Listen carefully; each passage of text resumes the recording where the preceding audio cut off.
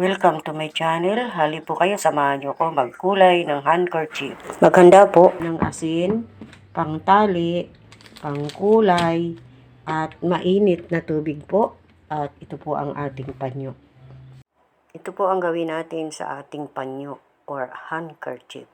Ilapag po sa lamisa at atin pong itupi ng maliliit. Ganito po ang kanyang paggawa. Pagmasdan po ng mabuti mga kaibigan.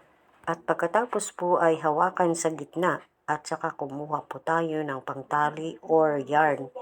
Itali po natin at ikot-ikutin at dapat po ay mahigpit ang pagtali or pag-ikot-ikot ng yarn sa ating panyo.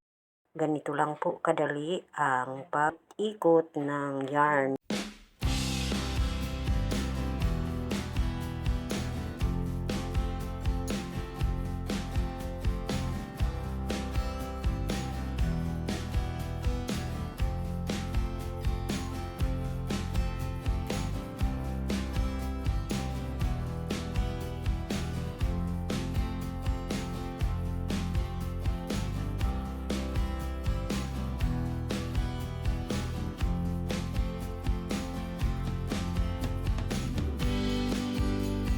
At ito na nga po, tapos na pong itali ang ating panyo or handkerchief. I-ready na po natin ang palangga na may asin at lagyan na po natin ng isang sachet ng coloring clothes. Isang sachet lang po at saka po natin ilagay ang mainit na tubig. Paalala lang po, ingat po tayo sa mainit na tubig baka po mapasok tayo. Haluin natin. Tapos pag tunaw na, maaari natin ilagay itong panyo.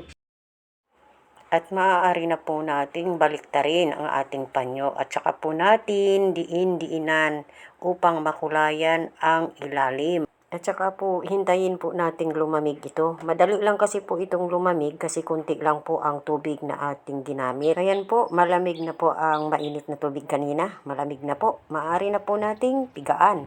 At pagkatapos pigaan, maaari na po nating alisin ang kanyang tali. At makikita na po natin ang kanyang resulta.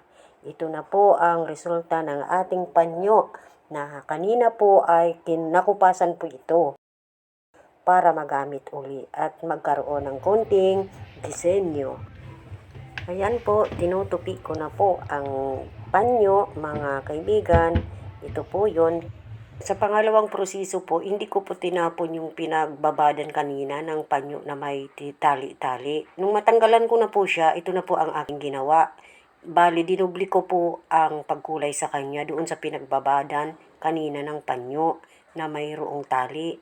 Ito na nga po sa pangalawang proseso, nilublob ko siya uli. Kaya ito na po ang magiging resulta niyan. Kung yun po ay kung gusto nyong gawin, pero ito ay tips ko po lamang sa inyo. Ito po ay aking share po lamang sa inyo at ito po ay konting kaalaman din lang po naman po na maaari po nating gawin or doon lang po sa may gusto.